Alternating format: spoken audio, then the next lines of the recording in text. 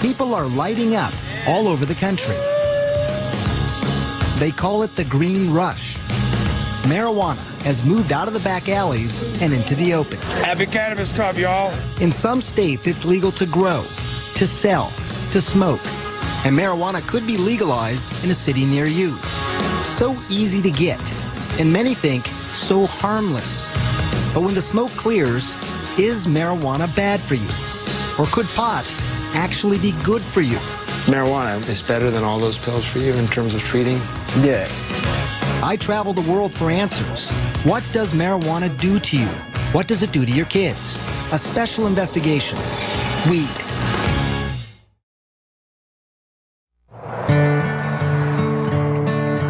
Our journey begins here, in this small town home, nestled in the mountains, with a family who has never allowed TV cameras in before. And you're going to soon learn why. This is so pretty out here. Yeah. They live in Colorado, one of 2 states where it's legal to smoke pot medically and recreationally. But here, it's also taboo to residents like Paige Figge and her husband, Matt. I'm sure it was mentioned to us by someone, hey, you should try this. And I thought, no way. You thought that's fringe stuff? No way, not in a million years, no. But in this area, marijuana is far from fringe. 4 joints, and do you want island sweet skunk? Medical dispensaries are everywhere. Hey, welcome, guys. People are smoking in private clubs and public festivals. But none of this is for Matt. He's a military man, and marijuana would be a career ender. I grew up in Wisconsin in a well-loving family, and I was educated to, like, oh, that's a drug. You don't do that. And I never did. But just decades ago, marijuana was a legitimate medication, also called cannabis, prescribed by doctors and dispensed by pharmacies. This is Harry J. But that all changed in 1930. A relentless warfare against Henry Anslinger, the United States' first drug czar. For him, public enemy number 1. You guessed it, marijuana. This guy saw how he could increase the budget of his department by having this mission, going after marijuana. You know, saying that there's this drug that the Mexican migrant workers are smoking, and it's loco weed, and it's going to make them crazy, and they're going to rape your women. He got the anti-marijuana message out through news reports. And then came this. It is convinced that he is hopelessly and incurably insane. The film, Reefer Madness, portraying the users of marijuana as unproductive, crazed. People are still afraid of what pot can do to them. In many ways, to have defined our attitudes now for 70 years. Yeah. Marijuana then became illegal in 1937. And by 1970, it was a Schedule I controlled substance. The government was saying it had no medicinal value and had a high potential for abuse. All reasons why the Figgies stayed away from marijuana. Until this. And this might be hard for some of you to watch. It's okay, baby. This is their daughter, Charlotte, having a seizure. We just thought it was just one random febrile seizure. Nothing to really do, Right. no medications. It's a fluke. Right. A fluke made sense. After all, Charlotte, nicknamed Charlie, was born perfectly healthy, a fraternal twin to sister Chase. Charlie always had big, big smiles. Just happy kids. Easy. Yeah, easy. Very much so. So it was around 3 months, you said, that when you first noticed that Charlotte had a seizure. I was changing her diaper, well, putting a new diaper on from after the bath, and her eyes just started flickering. It led to the first of many trips to the ER. They did the $1 million workup, the MRI, EEG, spinal tap. You know, they did the whole workup and found nothing and sent us home. No abnormal blood tests, no abnormal scan. And developing normally, too. You know, talking and walking, and the same day as her twin. Nothing was behind yet. By the time she was 2, though, the seizures had become constant and started to take their toll on their once happy, joyful little girl. She started to really decline cognitively, and she was slipping away, and she just wasn't keeping up with her twin. The Figgies finally found an answer. It was awful news. Dravet syndrome. It is severe, intractable epilepsy. The seizures start during the first year of life and are unstoppable, difficult to control, and very damaging. Severe behavioral problems, attention deficit and hyperactivity, the self-injury, banging her head on the floor and pulling her hair out, and like a possessed child. This isn't your perfect, happy Charlotte. It was a race against time. Many Dravet kids die young, in early childhood. Charlotte was almost 3. For the next 2 years, the Figgies tried everything. Strange diets, acupuncture, and dozens of powerful drugs like Valium, Ativan, phenobarbital. But nothing seemed to help. Even worse, some of the medications nearly killed her. After 1 dose, she stops breathing. And after 2 doses, her heart will stop. Did you have to do CPR then on her yourself? Yes. I remember when her heart stopped and I had her pulse and I lost her pulse. There was just nothing. The ambulance is on its way. She survived. You're okay. Mommy's here. But now it was fall of 2011, and Charlotte was 5 years old. When things were at their worst, she just sees all night, and the kids are sleeping either in my room or next to her. They can hear her, the seizure scream all night, 50 times a night. And Chase would come in the morning and just, this is her twin, and just hug her and like rub her head and say, I'm just so glad you survived through the night last night.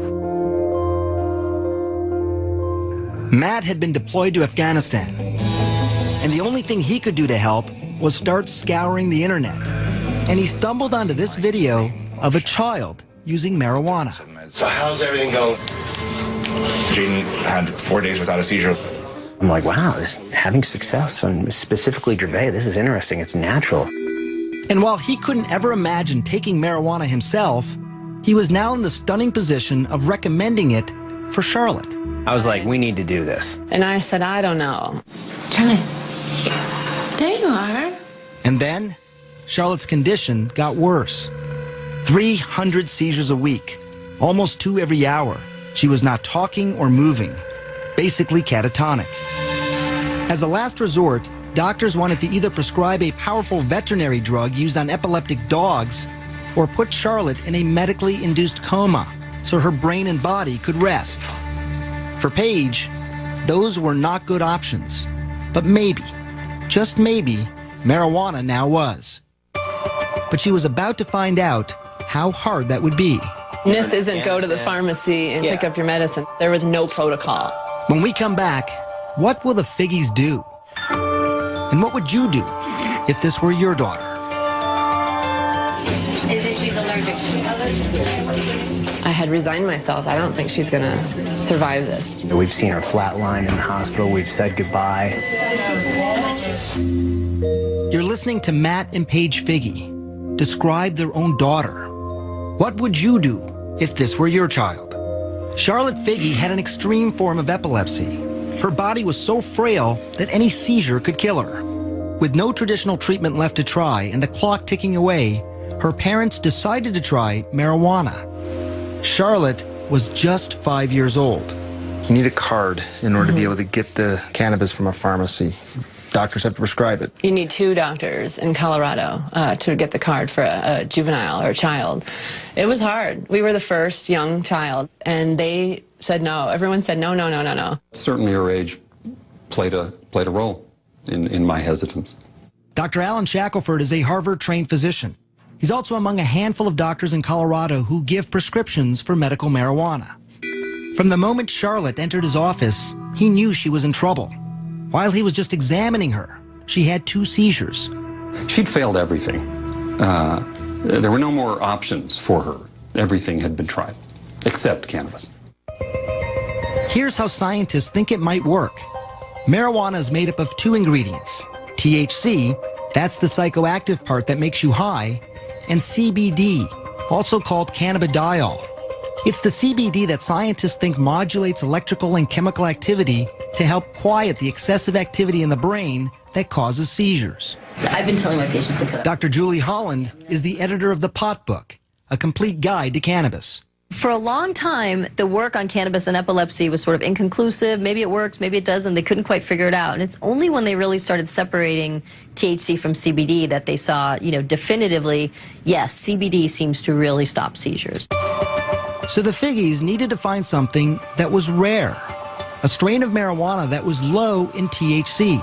Of course, they didn't want Charlotte getting stoned, but also high in CBD to treat her seizures. And that wouldn't be easy. Dispensaries and growers, they make their money off strains that are high in THC. I'm Joel. I'm Josh. No one knows that better than the Stanley brothers. Their family business is pot. And if you look at these clean-cut guys and what you see surprises you, don't worry. They've heard it all before. When we round the corner, they're like, oh, wait a second. Did you finish high school? They all not only finished high school, but also college, and in some cases, graduate school. Now, they are some of Colorado's biggest growers and dispensary owners. They produce up to 600 pounds of medical marijuana a year, and much of that marijuana is high in THC. But here, on their remote farm at this undisclosed location in the mountains, it takes a lot of plants. We're allowed to grow 6 per patient. They have been growing something different, something they call revolutionary. So Greenhouse 1.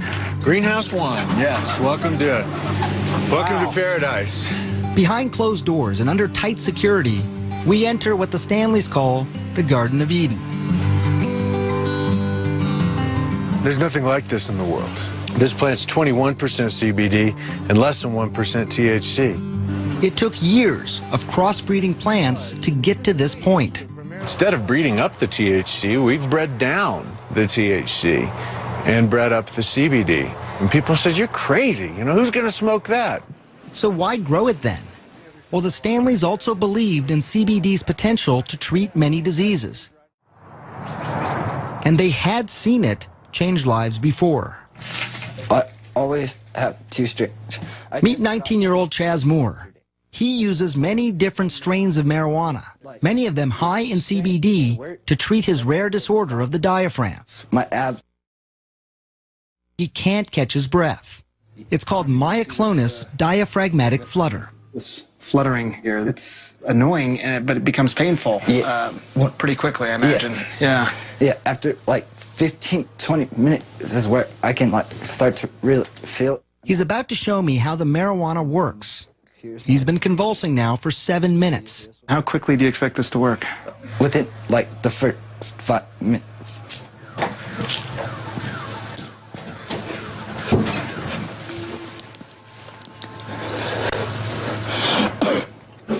And I'm done. That's it? That's it. It was actually less than a minute. Depending on the attack in the day, it'll work within the first couple hits. Hear how his voice is completely different. That attack lasted 8 minutes. But some have lasted much longer and happen as often as 40 times a day. And like Charlotte, he had tried so many things before. By 16, Chaz was taking these powerful, addictive, potentially deadly narcotics and muscle relaxants daily, like Valium and morphine. It would be safe to say that marijuana, what you have in your hand there, is better than all those pills for you in terms of treating what's going on? Yeah, I'm not zombified. I've had 16, 17 attacks today, and I'm still sitting up talking to you. My first attack on all these, I'd be in the hospital.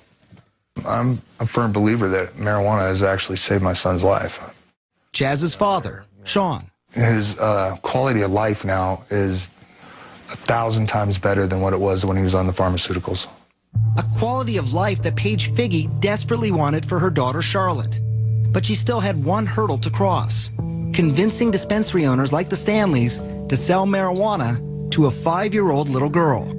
When Charlotte's mother called my brother Joel, and the brothers had a meeting, he said, tell us about this patient. She's 5 years old, he said. And we said, oh, no, we can't do that. Why? It was the fear of the unknown. Charlotte was the youngest patient at the time wanting marijuana. Would it be too much for her? Or would it change her life forever? We'll find that out later. But first, learn more about what marijuana does to your kid's brain, and yours as well.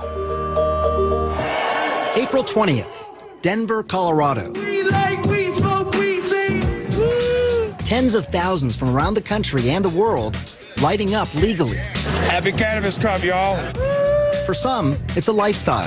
For others, it's a lifeline. We're working with the Lupus Foundation and rheumatoid arthritis. But for all of them, I wondered, what was it doing to their brains? Some of my patients call me pot doc. Your patients call you pot doc? Well, they never meet anybody who's as interested in hearing about their marijuana use as I am. Dr. Stacy Gruber is serious about pot. I want you to name the color and not to read it. Okay. I met her in her labs at McLean Hospital near Boston. She's using high-tech imaging to see what happens in the brain when you smoke. When you first smoke, that is, you light up a joint, a spliff, a blunt, receptors, which are throughout the brain, respond. And these areas of the brain are responsible for things like pleasure, memory, learning, sensation, sense of time and space, coordination, movement, appetite, and other drives, shall we say. So it's sort of an all-over impact, right? So reward, pleasure, hunger. You have this overall feeling of well-being, they say. That all sounds pretty good. Right. It does sound pretty good. And it's not just feeling good, but there's this phenomenon reported by many smokers over the years, especially famous artists, the ability to be more creative. When you feel that high, there's sort of a release of dopamine, and your brain sort of has the ability now to perceive things slightly differently from the way you might have if you hadn't been smoking pot. What you really see is this reduction in inhibitory function. Welcome, Dr. Gupta. Pretty spectacular. Less inhibition. That's something that painter Amir says helps him be more creative. A successful artist, his canvases sell for up to $25,000. It's my favorite way to work. Using marijuana. Yeah. He's been painting for 14 years, smoking for even longer. He says it makes him feel more relaxed, but most importantly for him, he says it makes him less critical of his own work. Stop worrying so much about this and that, and just sort of looking and being as present as possible. Amir does caution that it's a delicate balance for him. It would make me very apprehensive, as maybe a little paranoid, just too analytical. You can get paranoid, you can have disorganized thinking, you get disoriented. It can be uncomfortable, it can lead to panic attacks or anxiety attacks in people. How do you know when you've done too much?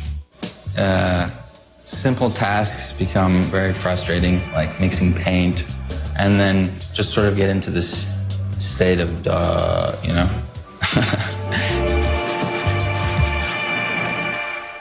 Good nail.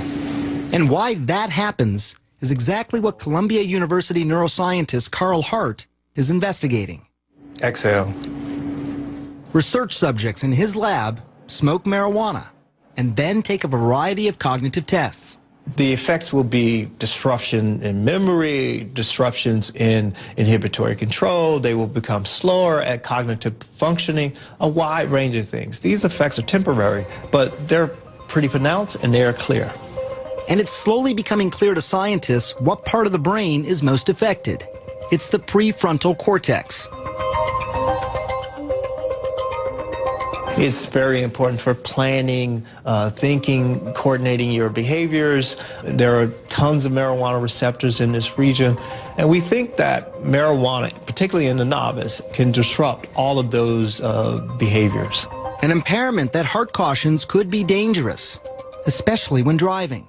You may prematurely hit your brakes. You may prematurely hit the gas pedal, a wide range of things. You may make a turn without looking more carefully. Look at this experiment done by CNN affiliate KIRO in Washington State. Subjects smoked marijuana and then drove. One was a daily medical marijuana smoker, and another, an infrequent weekend smoker. Relaxed and buzzed. The more the novice user smoked, the more trouble behind the wheel. Watch yourself, watch yourself. But interestingly, the habitual smoker didn't have as much trouble. I wouldn't pull her off the road, no. No, not yet. And that's something I witnessed firsthand driving around with 19-year-old Chaz Moore. The day that I spent with him, he had been smoking all day long. Do you feel impaired at all? No, I don't. I feel normal. Turns out when you test people who have a lot of experience with cannabis, you don't see many disruptions. But if you test people who have sort of a limited history with cannabis, you can see some clear, pronounced disruptions. Of course, no one thinks that driving when using marijuana is a good idea. But what scientists can't answer is if there is a safe legal limit, and if people who use marijuana daily as a medicine should be able to drive. How impaired are they? What is more clear, though, is the effect of marijuana on the young brain. What we see is a very big difference in people who begin to smoke prior to the age of 16 and those who smoke after age 16, what we call early versus later onset. Gruber's brain scans show that the white matter, those are the highways that help the brain communicate from one point to another, are impaired in those who start smoking early. Maybe there's underlying white matter connectivity differences. That's your concern, it sounds like, that those highways, those white matter highways, are just more disrupted in people who start smoking early. That's what we see. Perhaps not surprising, given what we know about the young developing brain. That's a very delicate time in brain development, and that's not a good time to be taking any drugs. Preliminary research shows that early onset smokers are slower at tasks, have lower IQs later in life, higher risk of strokes, and increased incidence of psychotic disorders. And while these studies are not conclusive, some scientists are still concerned because in 2012, 35% of high school seniors lit up. And that could mean a generation of kids with damaged brains. And many fear something else. I never really told myself I needed help. A generation of marijuana addicts. When we come back, the truth and the science behind what's being called a growing epidemic. And later, Charlotte's story, the first and youngest child to try marijuana in Colorado. This was the day Chaz Moore almost died. Pumped full of drugs like morphine, Dilaudid, Valium, to quiet a non-stop 48-hour attack. I thought I was going to overdose, and yeah, it was pretty bad. At his bedside, his father Sean watched his son go from being catatonic to what he calls high as a kite. How high are you on the morphine? I'm not high. I've watched friends of mine die from taking the same drugs that he took. You see, Sean was a drug addict, and he had struggled for decades to get clean. It was scary. It was really important for him not to take these drugs if he could avoid them. If he could avoid them. I know how addictive they are. I've seen it. It scared the hell out of me. But Sean is not scared of marijuana, and neither is Chaz. This right here, I don't get sick off of it. I can't overdose. And Chaz is right about that. While there are fatal, accidental prescription medicine overdoses every 19 minutes in this country, there are virtually no reports of fatal marijuana overdoses. And it's perhaps one of the biggest reasons most people think pot is safe. In fact, a new study of children showed that by high school, only 1 in 5 think marijuana is harmful. That's the lowest number in more than 2 decades. And it's something we heard over and over as we traveled around the country. Not really that harmful. It has a lot of benefits. Not really too concerned about it. I think it's safe if you're a safe person. Probiotics are... But the experts we spoke to said there is more to the story. There are people who compulsively smoke, who want to stop smoking, but they can't stop smoking. In fact, 9% of marijuana users will become dependent. Now, that's not as high as other drugs, like heroin. 23% of users become addicted, or 17% with cocaine, or 15% with alcohol. But it's still approximately 1 out of every 11 marijuana smokers. There's no longer any scientific debate that marijuana is not just psychologically addictive, but also physically addictive. So give me an update. How you doing? Dr. Christian Thurstone runs one of Colorado's largest youth substance abuse treatment clinics. The number of marijuana addicts he treats has tripled in the last 3 years alone. Literally, I cried about it. Marijuana is #1 on their list of priorities. They have dropped out of life. Back in the day, I wouldn't feel like my day has really started if I didn't get high. Joel Vargas started smoking when he was just 13. By 15, He was smoking more than a dozen times a day. He stopped skateboarding. He even dropped out of school. I like getting high. I need to get high because my brain is telling me. Adolescents, starting at about age 13, have a pretty mature brain reward center. So they can experience rewards and pleasures the same way adults can. But the problem with that is that their prefrontal cortex, which helps people think ahead,